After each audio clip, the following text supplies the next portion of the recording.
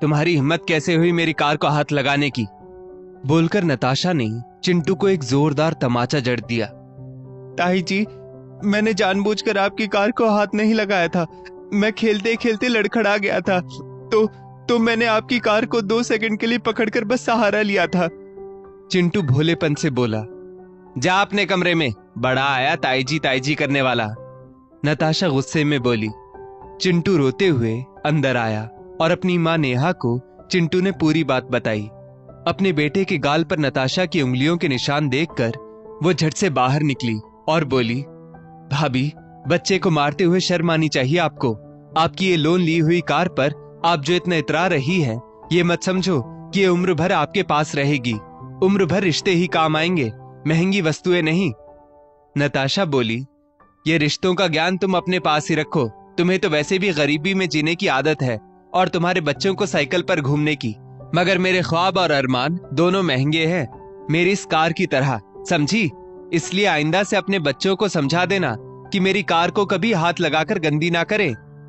नेहा बोली, भाभी, आपको दिखावटी जिंदगी जीने की आदत पड़ चुकी है, मगर मेरी गरीबी का मजाक मत उड़ाइए। हम लोग कम से कम आपकी तरह उधार लेकर शान की जिंदगी नहीं बिताते। कम कमाते हैं तो कम में गुजारा करते हैं, किसी से उधार लेकर अपनी लाइफस्टाइल नहीं बदलते। आपकी महंगी कार आपको मुबारक। इतना बोलकर नेहा अपने कमरे में चली गई। नेहा को वो दिन याद आ गया जब वो पहली बार इस घर में दुल्हन बनकर आई थी। उसके आते ही नताशा ने घर में कलह करना शुरू कर दिया और अपनी गृहस्थी अलग कर दी। ससुर जी के बड़े से मकान में अब बंटवारा हो चुका था, जिसमें दोनों जेठानी देवरानी की अलग रसोई बनती थी। नताशा के तेज स्वभाव के कारण सास गोदावरी जी नेहा के पास ही रहती थी। अलग होते ही नताशा अपनी सहेलियों के साथ दिखावे के चक्कर में कभी नए फ्रिज की डिमांड करती तो कभी नए टीवी की। जेठ जी सुबोध भी एक मामूली क्लर्क की नौकरी करते थे। उनकी इतनी हैसियत नहीं थी कि पत्नी की महंगी महंगी ख्वाहिशें पूरी करे, मगर नताशा दिखावे के चक्कर में सुबोध पर इतना दबाव बनाती कि सुबोध को उधार या कर्जा लेकर घर में नई नई चीजें लानी पड़ती, चाहे वो फ्रिज हो या टीवी हो या अब नई कार हो। सुबोध ये सब नताशा के कलह से बचने के लिए कर तो लेता, मगर उस पर धीरे धीरे कर्जा बहुत बढ़ गया था। सुबोध नताशा को समझाता भी था कि जितनी चादर है उतने ही पांव पसारने चाहिए, मगर नताशा कुछ भी सुनने को तैयार नहीं थी। सुबोध को बहुत बार चैन की नींद तक नहीं आती थी। वो नताशा की फरमाइशों से इतना परेशान हो गया था।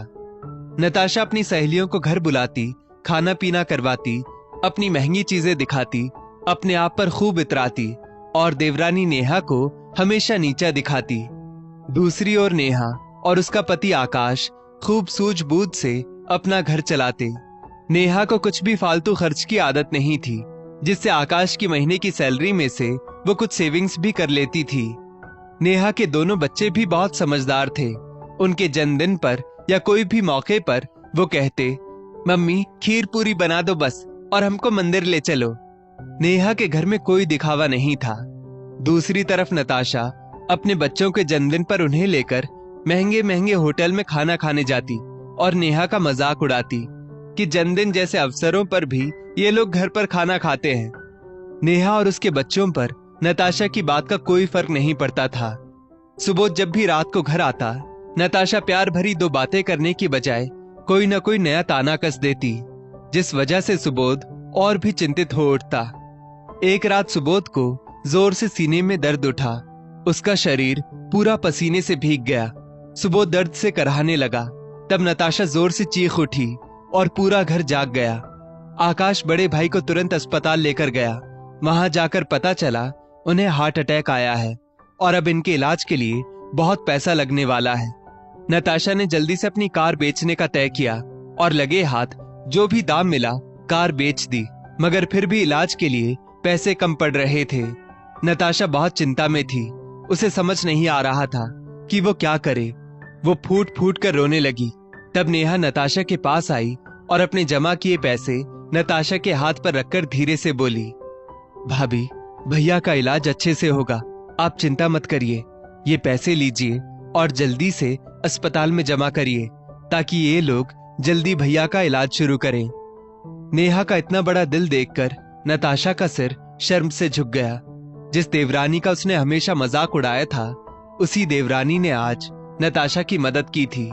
उसकी वो सारी सहेलियां जो सिर्फ सुख के दिनों में उसके आसपास भटकती थी, आज उनमें से किसी एक का भी कुछ अता पता नहीं था। थोड़े दिनों बाद सुबोध की तबीयत में सुधार आ गया। नताशा की अब जान में जान आई थी। इतने दिनों से वो बिल्कुल खामोश हो चुकी थी। उसकी आंखें नेहा से नजर मिलाने के लायक नहीं बची थी। नेहा कभी नताशा को ढांढस बंधाती, तो कभी नताशा के बच्चों का सहारा बनती, कभी डॉक्टर से जेठ जी के विषय में पूछती, तो कभी सबके लिए खाना बनाकर अस्पताल लाती। उसके चेहरे पर थकान तो थी, मगर कोई शिकायत नहीं थी। नताशा एक कोने में बैठी नेहा को देखती और सोचती, कितनी समझदार है उसकी देवरानी। बस उसकी कीमत समझने में नताशा ने बहुत देर लगा दी। नताशा नेहा का हाथ पकड़कर उससे माफी मांगते हुए बोली, नेहा, मुझे माफ कर दो। मैंने तुम्हारा और तुम्हारे बच्चों का बहुत मजाक उड़ाया है, पर फिर भी आज तुम मेरे लिए इतना सब कर रही हो। कहते हुए नताशा की आंखों से आंसू लुढ़क पड़े। नेहा बोली, भाभी, हम सब एक ही परिवार हैं। सुख में अगर हम साथ ना भी हो तो कोई गम नहीं, मगर दुख में कभी एक दूसरे का साथ नहीं छोड़ना चाहिए। फिर एक बार नेहा ने छोटी होकर भी समझदारी का परिचय दिया था। अब से नताशा ने ठान लिया था कि वो कभी उधारी लेकर झूठी शान नहीं दिखाएगी और अपनी देवरानी नेहा का भरपूर सम्मान करेगी। दोस्तों, रिश्ते झूठी शानो शौकत या दिखावे से नहीं चलते। रिश्ते तो प्यार और अपनेपन से चलते हैं। जब मुश्किल समय आता है तो महंगी चीजें या महंगे कपड़े या सामान काम नहीं आते, बल्कि बचत किए गए पैसे ही काम आते हैं। इस स्टोरी को लेकर आपकी क्या राय है, नीचे कमेंट करके जरूर बताइएगा। और ऐसी ही और भी बेहतरीन वीडियोस के लिए हमारा पेज जरूर फॉलो करें। धन्यवाद।